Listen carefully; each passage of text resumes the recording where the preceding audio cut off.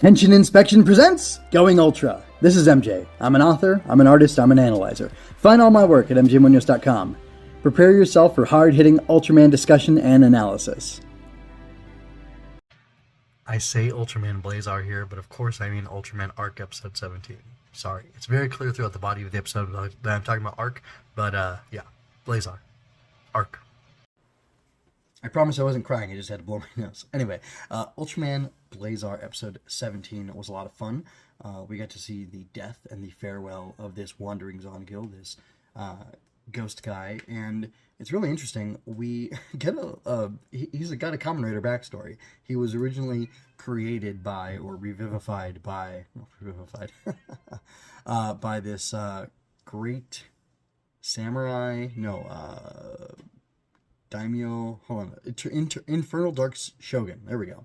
So that guy, he was originally revivified by him and set with the task of doing whatever evil stuff this guy wanted done, but his samurai spirit was so strong that it overcame the mind control and the corruption of this guy, and he was able to turn against him and hunt down his fellow brother, resurrected ghost kaiju or whatever, and that's super interesting, super fun.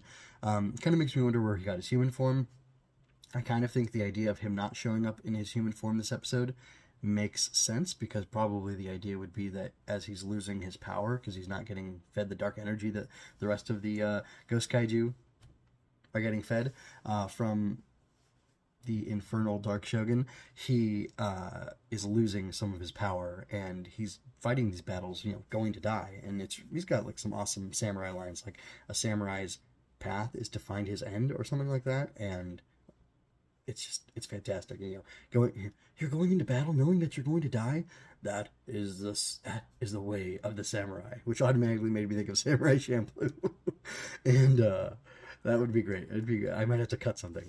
Also, him talking about the Shadow World made me think of another good gag that would be a lot of fun to do if I had more time. Anyway, yeah, I'm actually going to look into the writer and director of this episode, because I hadn't checked, and I should double check for last episode. Basically, my, spoiler review is that I really liked this episode. I thought it was really good. Okay, so on episode, hold on, let me redo this. So The Light of Fear was written and directed by Tomonobu Koshi, and that was the director, and it was written by Toshizo Nemoto, and the director is the same, Tomonobu Koshi, and the writer on this episode is Takao Nakano. So let me pull up their credits and look at them. At the end, I'll go over all that stuff, because I don't want to belabor it too much, and I have a bad habit of doing that. So let me talk about the actual episode first, and then we'll go into the credits and talk about these people and what they've done. So anyway, my point is, and I think I've said it pretty clearly, I like this episode a lot. It was really cool. I do have some issues, though, which I will bring up. But the person story, the human story in it was really great. I really enjoyed it. I really like this idea of Zongil wanting to find somebody to replace him, someone to pass on his demon slicing technique to, and that somehow Arc was able to be that guy. I guess he kind of passed it on to Blazar as well, maybe. But he explicitly says Arc is inheriting it from him. And I think the Zongil episode in that was only one episode, whereas this is two, and it's kind of creeping into a third, which I find interesting.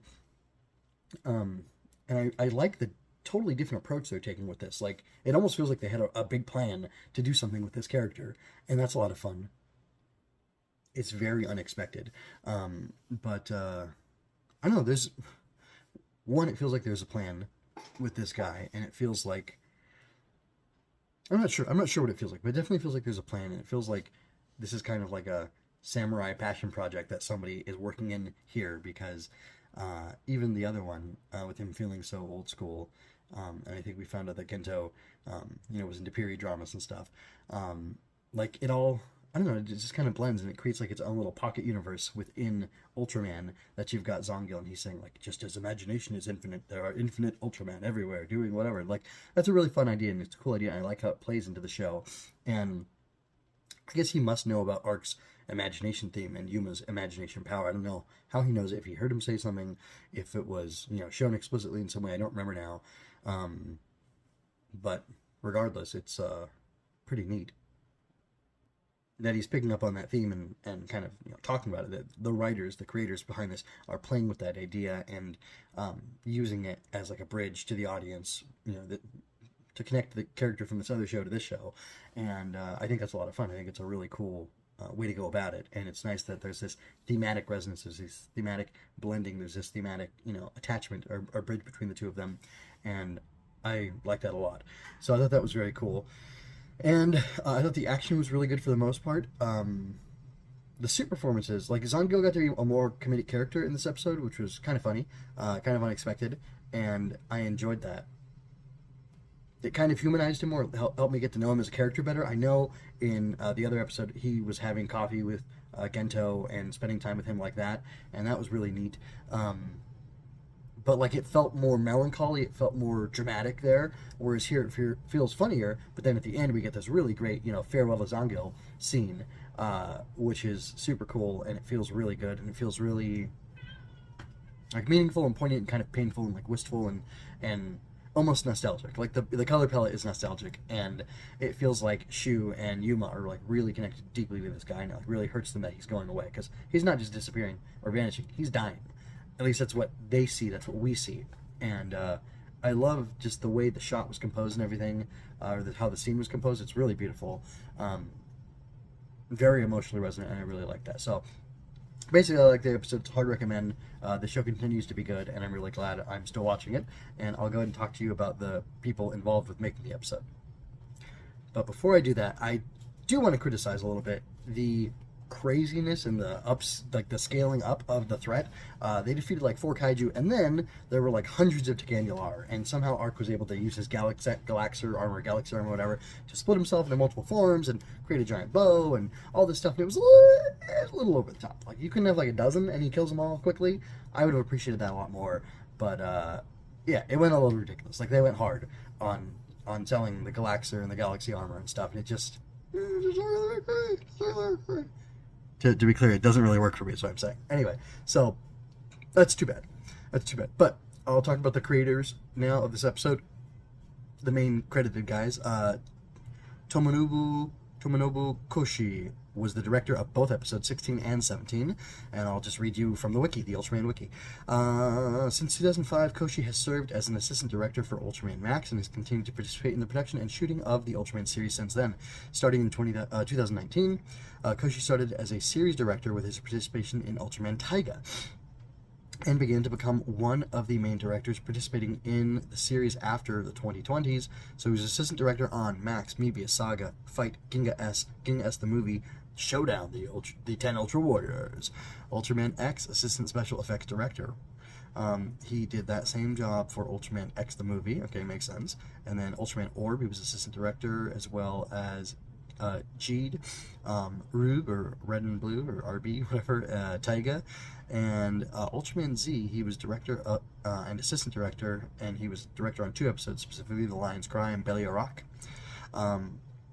He was assistant director for Ultraman Taiga, and he directed 2 episodes, Sneering Destruction and Raging Feast. Ultraman Z, he was assistant director. Ultraman Decker, oh, I already said that. Okay, funny. Ultraman Z, he was assistant director. Oh, I'm sorry. That's Ultraman Trigger Episode Z, which was a movie, I believe. He was assistant director, and directed 3 episodes in Ultraman Decker, episodes 10, 11, and 12. For Blazar, he was the director and assistant director for 4 episodes, Planet of Music, Parent and Child, The Towering Terror, and Light and Flame. Interesting. And then for Arc 7-8, which is Full Moon's Answer, Internet Kennegon, and then 16-17, Light of Fear, and Demon Slicing Meteor Sword. So, Full Moon's Answer is the one with Big Mama Bama, Homger, and Internet Kennegon is the one with the Kennegon, where they go on the internet and do all this crazy, crazy stuff with the direction. And then Light of Fear and Demon Slicing Meteor Sword, which we just saw, are like very interesting, kind of more traditional, although they do have some of the wilder elements in them too. So that's an interesting spread of episodes that he's done. So anyway, just want to give credit where credit is due. Oh, he's also appeared in Z, Decker, and Blazar, which is fun, which is very fun. He appeared in Insurance Hero in the commercial as one of the guys running away from the Gremlins kaiju, I guess. Now for the writer of episode 16. This is, Toshizo Inamoto. And according to the wiki again, he's a Japanese screenwriter who has had a long career in the anime industry. He has served as a writer and series compositor for the Ultraman series during the New Generation era. Nemoto studied in the film and imaging department at Osaka University of Arts, aiming to become a scriptwriter during his time there. Later, through an introduction by Shinji Ishihira of Studio Ox, he entered the industry and began working as a writer for multiple animated projects or productions. Since 2017, Nemoto has served as a writer for the Ultraman series, taking on the role of series compositor for Ultraman Decker in 2022. He has frequently collaborated with director Masayoshi Takesue on several episodes. So he has worked on Ultraman Zero: The Revenge of Belial, Ultraman Jeed, writer of 2 episodes, Ultraman Jeed the movie, Ultraman Rube wrote 2 episodes specifically, Ultraman Z wrote 2 episodes as well. He wrote The Last Hero. That was a great one. That was the one that features Ace coming back. And for Taiga, he wrote 4 episodes. There's 5 here, but it says he wrote 4 episodes, so maybe he co-wrote one. I don't know.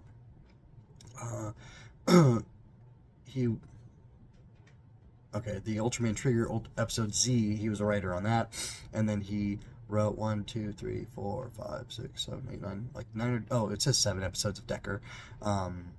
He wrote the Decker finale, Journey to Beyond. Okay. Great. 2 episodes of Blazar, Night of Tripping Insects in Battle in the Sky, which he was paired with Koshi on, which is interesting.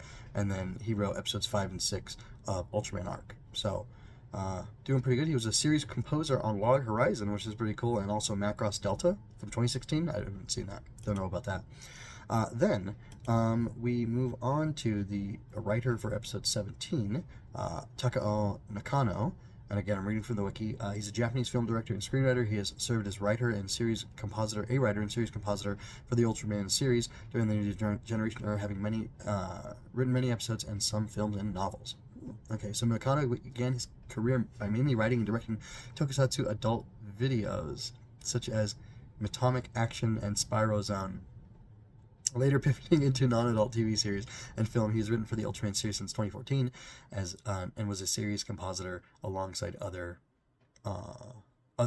for some series. So, Operation Mystery Second File, Operation Mystery File, I don't know what this is. Ultraman Ginga S, he wrote 3 episodes. Ultraman Ginga S the movie, he was the writer. Ultraman X, he wrote 4 episodes. Ultraman X the movie, he wrote. Ultraman Orb, he wrote 4 episodes, as well as the Orb movie. He wrote 3 episodes of Rube, the Rube movie. Ultraman Taiga, he wrote 5 episodes. Ultraman Z, he wrote 3 episodes, including First Juggling, Here Comes the Space Pirate, and Belly Rock. Good stuff. He wrote the Ultraman Taiga, the movie, New Generation Climax. Ultraman Decker, he wrote 3 episodes. Ultraman Blazar, he wrote 1 episode, Betwixt Morn and Dusk, which was a good one. And then he wrote Ultraman Blazar, the movie, Tokyo Kaiju Showdown. Interesting. Scarred Break Room, he wrote that. Ultraman Arc, he's just credited as a writer here. And as far as books are concerned, literature, Ultraman Orb Chronicle he wrote. Ultraman Rube novel, The Blue-Eyed Girl Whose Name is Gray. Ultraman Taiga novel, Trigger's Story, or Blue Shadow, and Blue Shadow. And then Juggler Chronicle. I really like Juggler from a certain show, and the fact that he comes from another show before then, and now there's a book about him, that sounds pretty cool. That's a lot of fun. Anyway, and then last but not least, J. Michael Tatum is an American voice actor who voiced Zangil in the English dub of Ultraman Blazar and now in Ultraman Arc as well. And I love his vocal performance. It's fantastic. I don't know what else he's done. Voice director, ADR director, and scriptwriters. So he's probably done a lot of stuff.